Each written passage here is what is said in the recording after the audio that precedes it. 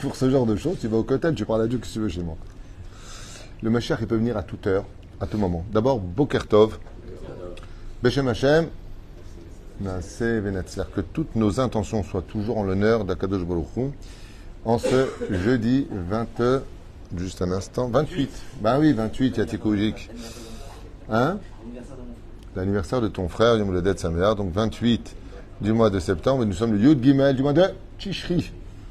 Shiur acheté ce matin par Linda Yekara Magazinich pour remercier Rav Tuitou et son équipe Oel Moshe Torah Traim de nous mettre avec ses cours sur le bon chemin de la Torah. Merci Hachem de m'avoir permis de connaître Rav Tuitou. C'est gentil ça. Merci, Toda. Pour son aide, c'est ce que me dit ma femme d'ailleurs tous les jours, pour son aide avec ses cours durant les moments difficiles. Réussite, santé, joie dans tous les domaines. Toda, Rabba. Très, très, très gentil. Quelqu'un vous retourne toutes ces brachot sur vous. Tachoulou alechem, lechem tovim ou shalom.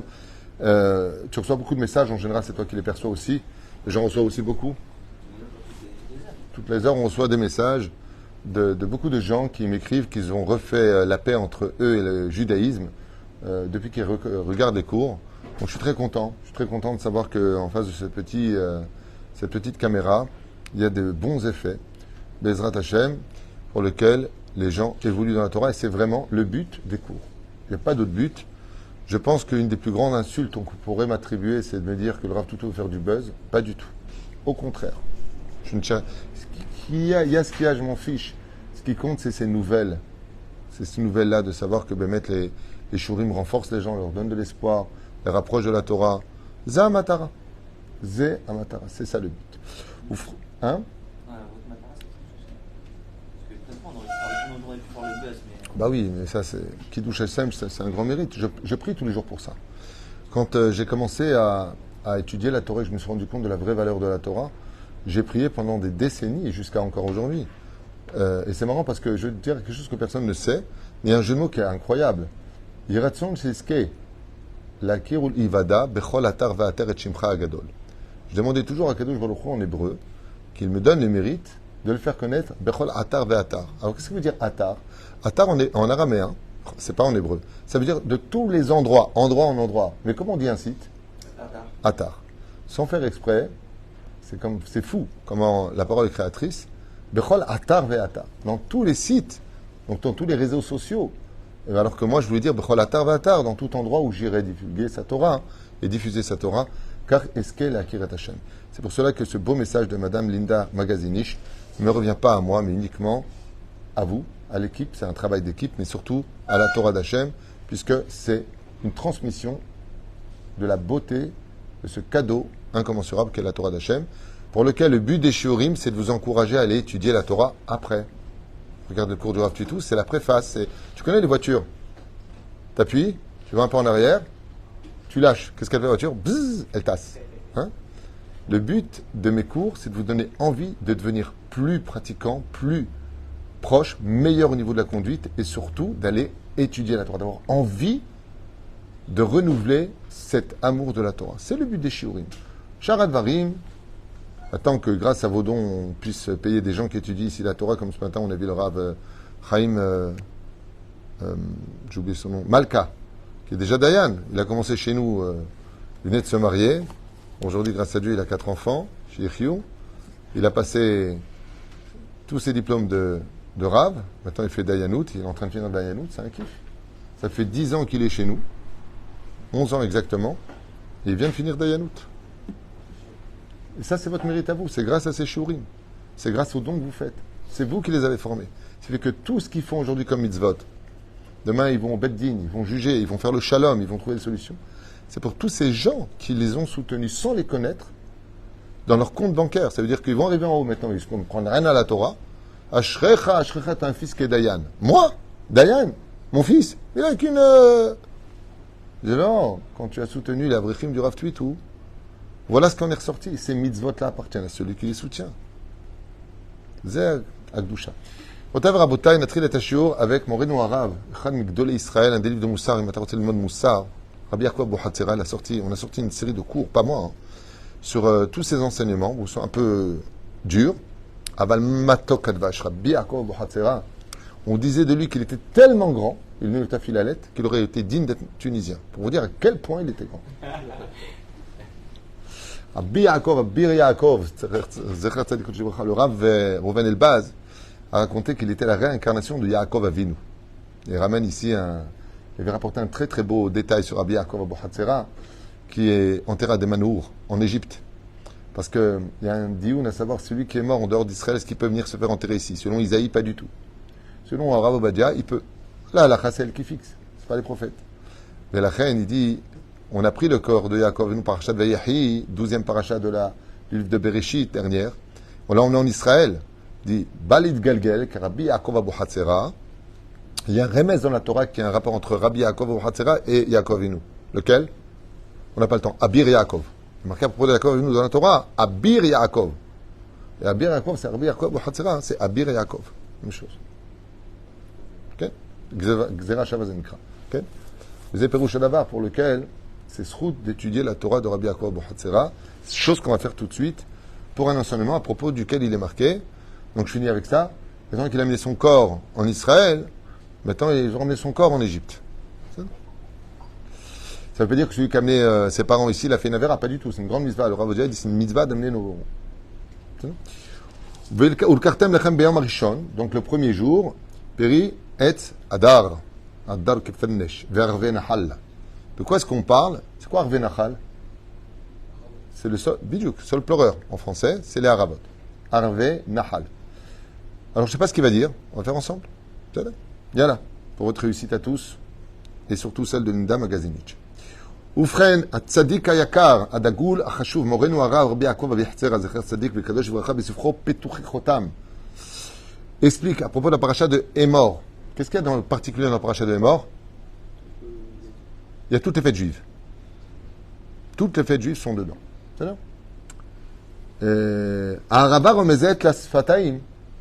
Les arabot, le sol pleureur, les deux branches de chaque côté que nous mettons sur le loulav, d'arbataminim, ressemblent aux lèvres. C'est pour ça que Havid Vela Barich, à la fin, le 7e jour de Sukkot, on frappe les 5 arabot à même le sol, pas sur du décarrelage, à même le sol, pour réparer tout le lachon hara, les motsichemra, tout ce qu'on a fait, les nédarim, on va casser les lèvres, pas sur nous, je veux pas qu'on se blesse, mais avec la rabot. Donc la rabot, baim, kenegad sfataim. Hier, j'ai fait un cours sur le sol hashmal, très important sur ça, sur les 4 membres qu'on doit absolument rendre purs pendant cette fête, pour avoir une année parfaite. Marcher droit avec la colonne vertébrale, qui représente la droiture, des yeux purs, des lèvres pures et un cœur pur. T'as ça, t'es une Mercedes ambulante. Si tu as ces niveaux-là, l'Yitzhara ne peut pas t'avoir. Oufren Omer Kacha, Loeda, on va voir ensemble ce qu'il va dire. Arava remezet la el sfataim, oba Torah lirmoz, lanu shishmora adam al sfatav, miledaber dvarim betelim.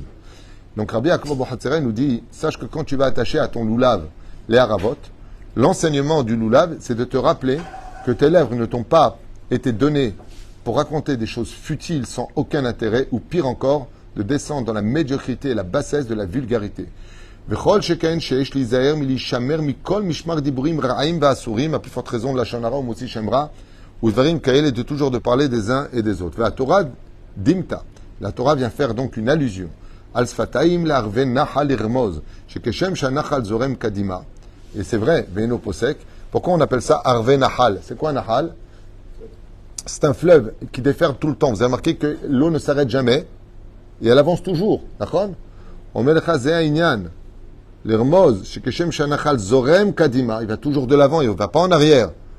Ainsi donc, les lèvres d'un homme doivent toujours aller de l'avant et ne jamais s'arrêter. Ve'eno posek.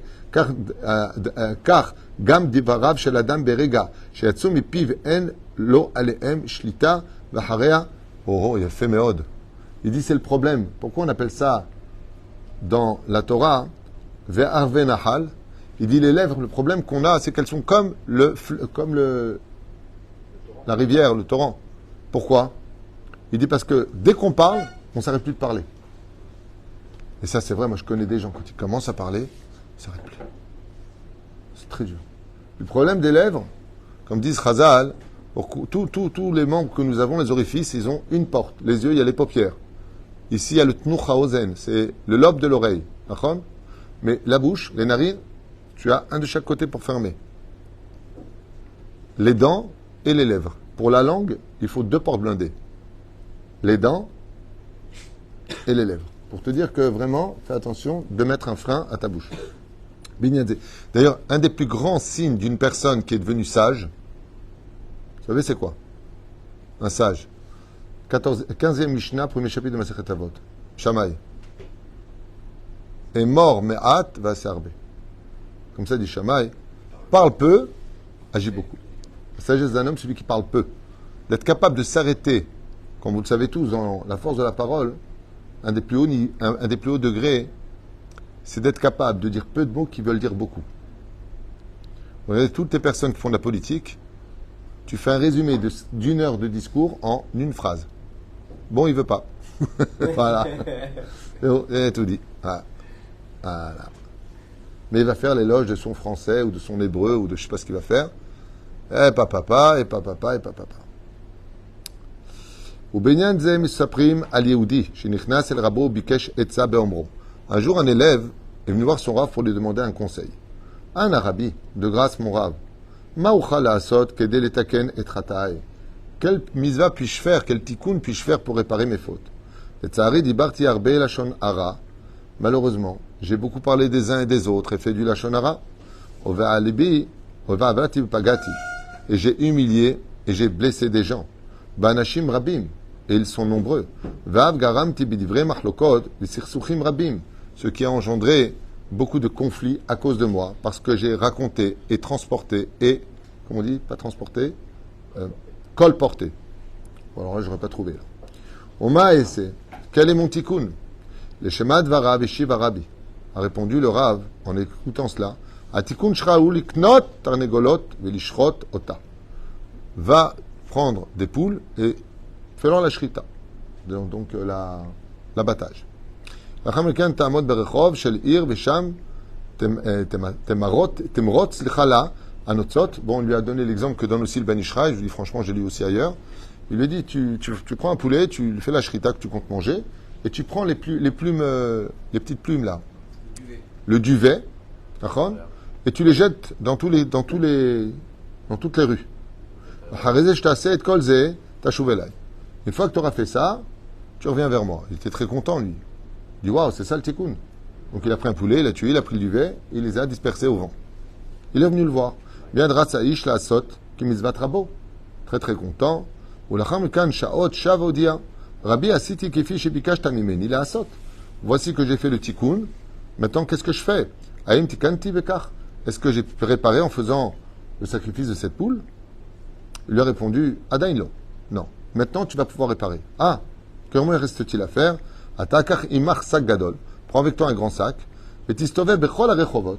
Et marche dans toutes les rues de la ville afin de récupérer toutes les nitzotzot, tous les duvets que tu as envoyés aux 4 vents. Et Shema Dvaram Nizakalo. Il lui a répondu, mais personne ne peut les récupérer.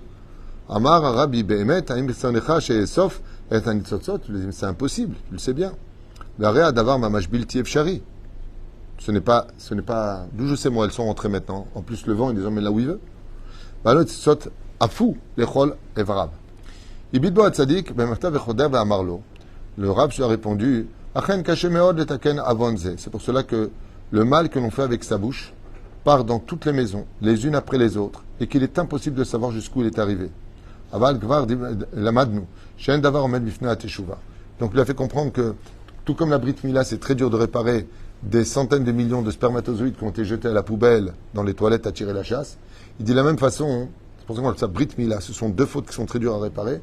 Quand tu commences à colporter, rapporter et, le problème, c'est que c'est parti à droite, à gauche, surtout quand tu rapportes sur les réseaux sociaux. Alors là, la tâche jamais là. Quand tu salis une personne sur les réseaux sociaux, même si tu t'excuses sur les réseaux sociaux en public, qui t'a dit que tu vas arriver dans l'écran de celui qui l'a lu et qui pensera du mal de la personne? Je vous dis quelque chose de très important. Tout comme le salaire est incommensurable pour celui qui aime le shalom et qui fait le shalom, ben ish lishto ben adamachavero ben ish lishto betam torah keneget kulam, entre un homme et son prochain, entre un homme et sa femme, son salaire est incommensurable. Vous ne savez pas combien la punition est incommensurable pour celui qui fait la guerre entre les hommes. Assur de le sarcer. Et c'est moi, Shomer pour Rabbi Yaakov Bohatzera. Kama onsho hamour. Combien ça. Après, le temps, il passe, on se demande, mais qu'est-ce qu'on a fait pour subir autant de choses? Mais ferme ta bouche, tu auras moins de problèmes. C'est pas moi qui le dis, hein, c'est le roi Salomon. Moi j'ai rien à dire. Vous savez ce qu'il dit le roi Salomon? Chaim vemavet be'ad halashon.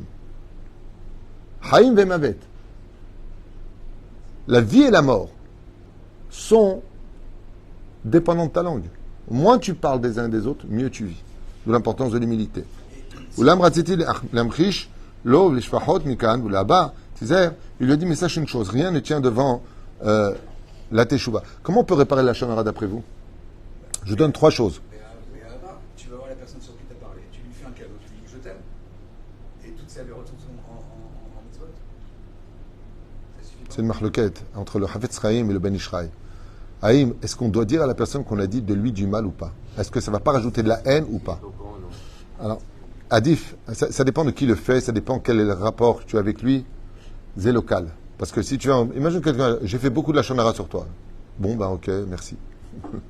Qu'est-ce que tu as dit? Pourquoi tu as dit ça? Ah, c'est maintenant je comprends pourquoi je me suis fâché avec l'autre. C'est compliqué. C'est pour ça qu'il faut être très humble. Je vous donne... le lashon hara, c'est comme une hémorragie. Quelle est la première règle d'une hémorragie? L'arrêter. Comment tu l'arrêtes? Il y a un tikkun qui s'appelle Unshalema Farim Sefatenu. Celui qui a fait avant le lashon hara, il étudie les lois du lashon hara. Celui qui a fait avant Nida, il étudie les lois d'Anida. Celui qui a fait avant Gezel, il rend ce qu'il a fait et pour réparer, il étudie. Unshalema Farim Sefatenu va étudier les lois du péché que tu as fait et ainsi donc, à travers cette étude, tu répareras pour 2 raisons. La première, c'est que l'étude elle-même, les mots sont un ange qui vient de réparer. La deuxième, c'est que tu prends connaissance vraiment de la gravité de tes fautes. Tu sais, des fois, tu te dis, oh, ça va, j'ai dit un mot, tu vas pas me saouler, c'est bon. Le mec qui se met à étudier les lois du Chafetz Chaim sur le lashon hara, il se met à pleurer. Il dit, waouh, à ce point-là, c'est grave. C'est-à-dire, toutes les personnes, depuis des décennies, toutes les personnes qui ont étudié les lois du lashon hara, ils disent, bon, en fin de compte, j'ai compris, il faut rien dire. On parle plus. Voilà exactement ce qui en ressort. C'est-à-dire, quand tu étudies les lois, simplement de dire une réflexion sur quelqu'un de... Tu stock. C'est très compliqué. Donc, pour pouvoir dire quelque chose, il faut que ce soit dans la construction, pas la destruction, qu'il y ait un intérêt, qu'il n'y ait rien de péjoratif. Qu'est-ce que c'est du lashon hara? C'est dire des vérités péjoratives, non pas constructives ou positives. Maintenant, de mentir sur l'autre, c'est moti shemra. Et là, par contre, c'est les problèmes de santé qui s'installent. Et qui n'en a pas fait? Et avec sa femme, discuter de choses de Pierre Paul Jacques avec sa femme, donc ça sort pas du tout c'est Dans quel intérêt? Zotaché, là. Parce que des fois la femme a envie de parler. Tout comme il y a une mitzvah, des fois la femme a envie de parler, ben qu'elle parle de Torah. Non mais c'est quand même la même dimension de la shonara alors que ce sera connu par personne et ça sortira pas de la C'est l'homme échané, t'as mis d'abord la shonara. Tu sais, le Chafetz Chaim raconte une histoire à propos de lui, où un jour un homme est venu voir en lui disant, vous connaissez Gdolador Atzadik Amfoar, Rabbi Meir Israël Miradin. Il lui a dit, cet idiot, le mec lui a mis une claque au Chafetz Chaim. Shla! Tu te baillais, je t'ai d'abord al Gdol Israël. Chafetz Chaim, quand il est rentré chez lui, il avait assoir d'abord la shonara à Smeou. On n'a pas le droit de dire, de choisir sur soi-même, Azur, regarde. Il s'est pris une tannée, le pauvre. C'est très important d'éviter. Maintenant, encore une fois, tu vas parler de telle et telle chose. Donc, quel but? La question, regarde ce qu'il y a marqué à propos de la parashat Be'alotecha à la fin. À quel jour il ne dit pas, vous avez fait du lashon hara. Pourquoi? Quel était le but? Pose la question. Pose-toi la question, pourquoi tu parles? C'est quoi le but? Ben, il faut bien qu'on parle de quelque chose. Si c'est des chaînes mitzvah, c'est Bah, par exemple, tu viens parler en disant, tu sais, Tartampion de la Bretonnière, il lui manque 500 shekels pour les fêtes. À ta femme. Si le but, c'est on prend la mitzvah, on l'aide, va cacha. Mais si le but, c'est, ouais, les temps sont durs. Pourquoi tu racontes qu'il lui manque 500 shekels? Quel intérêt?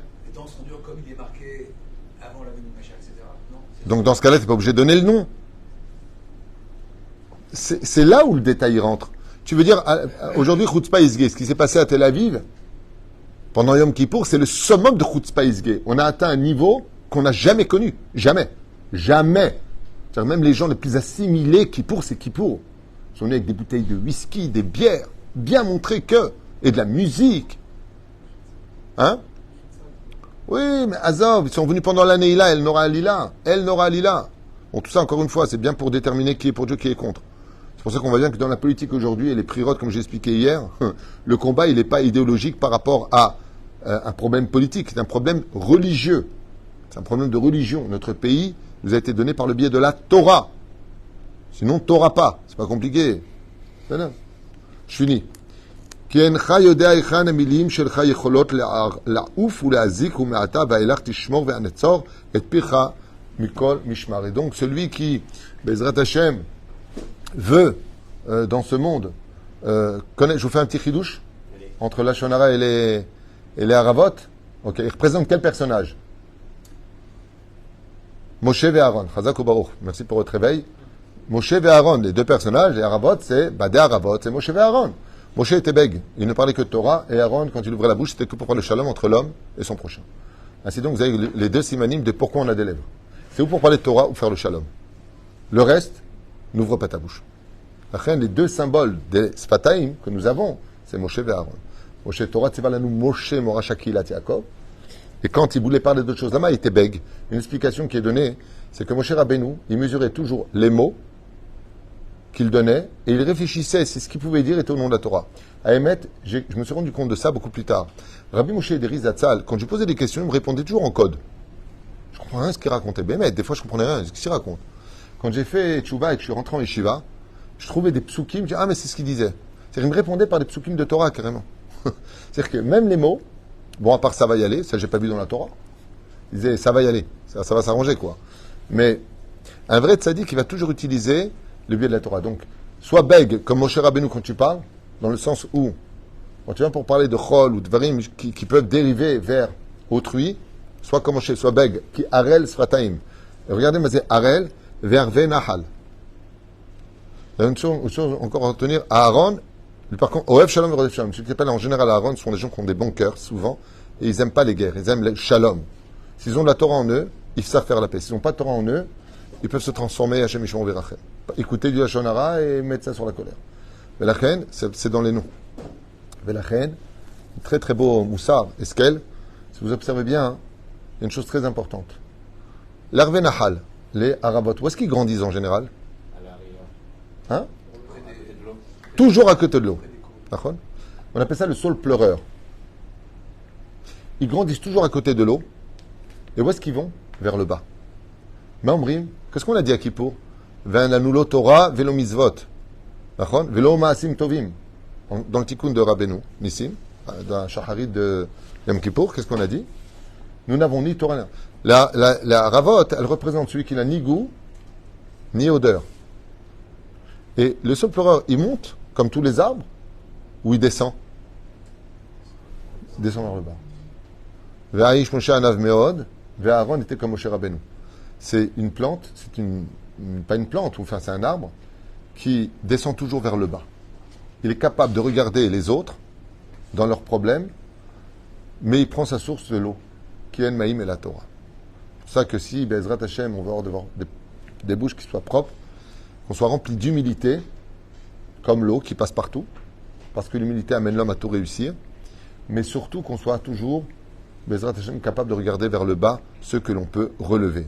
Vous vous rendez compte que la fête, sans les Harabot, tu fais pas la bracha. Vous vous rendez compte? Les Harabot, ils représentent une partie du peuple d'Israël qui sont considérés comme étant les Réchaïm. Eh bien, qui les représente? Moshe et Aaron. C'est même quand tu parles des Réchaïm, fais attention à ta bouche. Sauf si, bien entendu, on parle de Messites. Messites, ce sont des gens qui vont inciter les autres à ne pas pratiquer la Torah et les Mitzvot. Dans ce cas-là, on aurait le droit de parler d'eux en mal. C'est-à-dire, mais tout ça, bien entendu, avec l'autorisation d'un Dayan, d'un Posek, parce qu'on ne peut pas faire justice soi-même. Ken? Pour rebondir sur ce qu'il disait, des fois une femme elle vient parler à son mari parce qu'elle a eu une mauvaise aventure avec une amie, avec la famille, etc. Elle a besoin d'un conseil, elle a besoin de ça. Et des fois, c'est comme quand on va parler à un rave de quelqu'un d'autre. Alors, on a un besoin d'épurer nos pressions intérieures de choses. On a besoin de parler. On le voit avec les psychologues. Qu'est-ce que le rôle du psychologue, c'est de faire parler l'autre. Une fois qu'il a parlé, ça lui a fait du bien. Essentiellement, c'est pas que ça, bien sûr.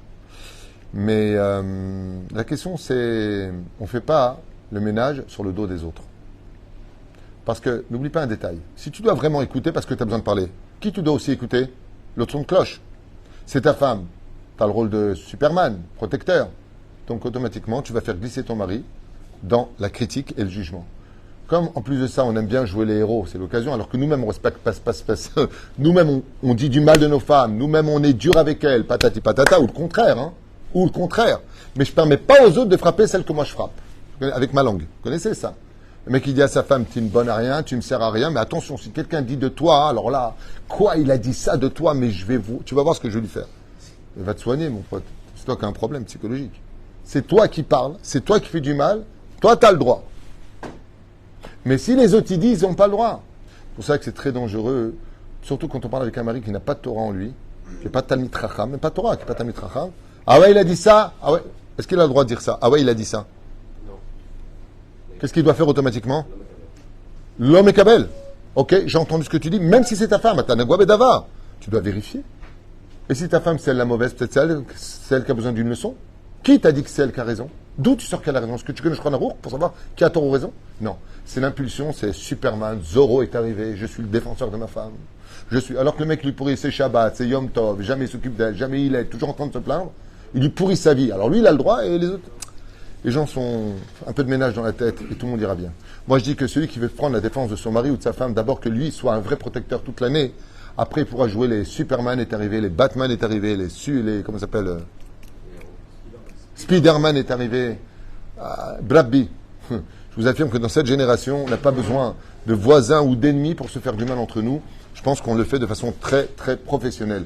Donc comment on ne joue pas l'hypocrite à jouer le bon samaritain de celui qui est là pour sauver sa pauvre épouse ou son pauvre mari de cette difficulté du travail et du voisinage, alors que nous-mêmes, on le fait de façon très professionnelle toute la journée.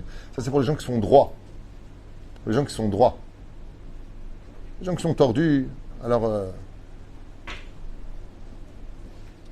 c'est très curieux, j'ai rencontré une personne il y a plusieurs mois de cela, qui descend sa femme du matin au soir et du soir au matin. Il descend. Et il y a une petite dispute de quelqu'un avec sa femme. Il faut voir comment il a défendu sa femme. Sa femme était tellement choquée qu'elle lui a dit, mais, excuse-moi, lui m'a rien dit, mais toi toute la journée tu m'insultes. Pourquoi tu t'énerves contre lui? Ah ouais, je prends ta défense et en plus. Je lui ai dit, prends pas ma défense pour moi, juste simplement normalement. Tu me fais du mal toute la journée. Lui, il m'a dit une phrase de côté. J'aime qu'on se guérisse de la tête, parce que je vous dis franchement, analyser ce que je vous dis, c'est hyper logique. Alors pourquoi on ne le vit pas? Parce qu'apparemment, on est un peu frappé de la tête. Et la souka, comme j'ai expliqué hier dans le Soda Hashmal, c'est une machine à laver des mochines, puisque les chitsonim ne peuvent pas, le nuage, on expliquait hier dans le Soda Hashmal, que la nuée de gloire, elle était là essentiellement, à part les projectiles qu'on voulait nous atteindre, elle est là pour nous protéger des shindadeh, de la sorcellerie, de l'aïnara, de la folie qui est en nous. Et donc, quand tu rentres dans la souka, c'est une occasion, béhémet, de faire le seder dans ta tête. De mettre un peu de ménage dans ta tête. Et si ton conjoint, femme comme homme, enfant, travail, a des problèmes, range. Là, elle est bien, là, elle est bien, là, elle est bien. Là, il y a un problème, il faut le régler. Mais le reste, ça va. Ça demande de l'amélioration. Mais aujourd'hui, on n'en est pas là. Il y a un truc qui ne va pas, tu es disqualifié sur tout. Pourquoi? Parce qu'on va vider nos nerfs sur un manque d'objectivité, parce que nous-mêmes, on est complètement en désordre. C'est des sujets que vous connaissez bien. Maintenant, il faut juste les réparer. Les fêtes sont là pour mettre de l'ordre. Il y a le Leil HaSeder, Bezrat Hashem, et il y a la fête de Sukkot. Baruch Adonai Leolam. Amen. Ve Amen.